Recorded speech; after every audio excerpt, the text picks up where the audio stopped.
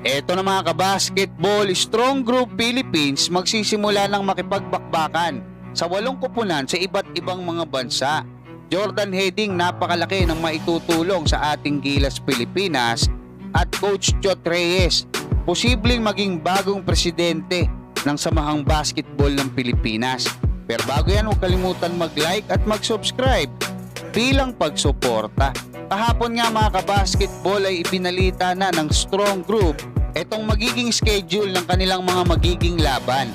At magpapasimula nga sila ngayong Sabado, July 13, alauna ng hapon dito sa atin sa Pilipinas. Kontra nga yan sa kupunan ng UAE. Makakalaban din nila yung PSPL Guardians ng Australia. 2 kupunan dyan sa China, Blue saka White. Under 22 ng Japan, Malaysia, Brain at Future Sports ng USA. So maganda yan mga kabasketball, hanggang July 21 yung bakbakan nila. Kabilang sa mga magre-represent ng Pilipinas, sina Ange Kwame, Gio Chu, Tejuan Aji, Chris Macolo, Allen Liwag, DJ Pener, Kalen Chongson, Dave Ildefonso, Renz Abando, Jordan Heading, Kipe Rabena, RJ Abarrientos, Jonathan Manalili at Winston Inot. So antabayanan natin yan mga kabasketball. At speaking of Jordan Heading, nakatakdang magkita itong head coach ng ating Gilas Pilipinas na si Coach Tim Cone saka si Jordan Heading.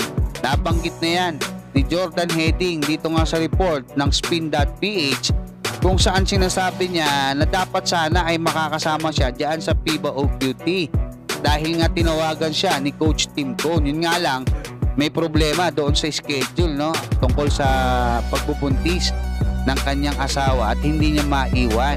Pero sinabi niya na magkakape sila ni Coach Tim Cone or mag-uusap pagbalik nila mula diyan sa Latvia, at hopefully ay maidagdag nga raw siya diyan nga sa lineup or doon sa pool ng ating Gilas Pilipinas.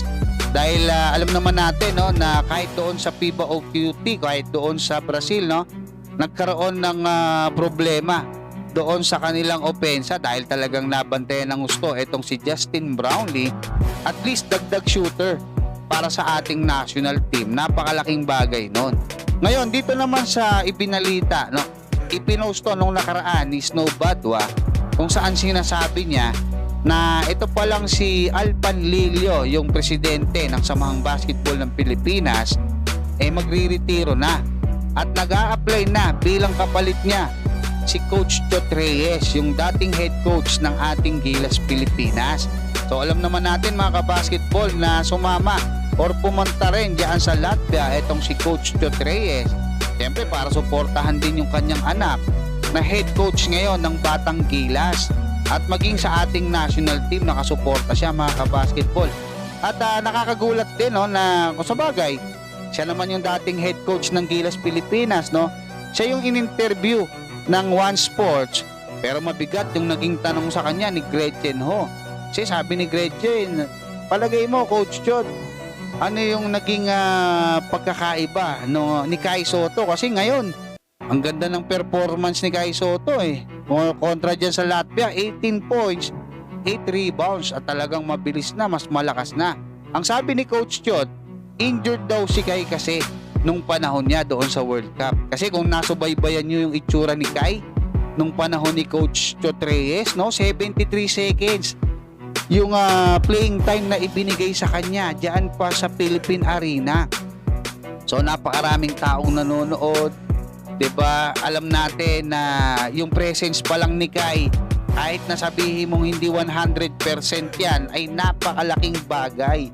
Pero natalo lang tayo, ilan lang yung lamang Yun ang nakakalungkot mga kabasketball. Mahirap i-justify yung ganong pangyayari. Pero nag-aalala raw, no, itong si Coach Chot Reyes doon nga sa naging injury ni Kai Sotto. Pero antabayanan natin mga kabasketball kung sino yung susunod, if ever, na magre-retiro na nga si Alpan Lilio. Hanggang dyan mga kabasketball, maraming salamat at God bless sa inyong lahat.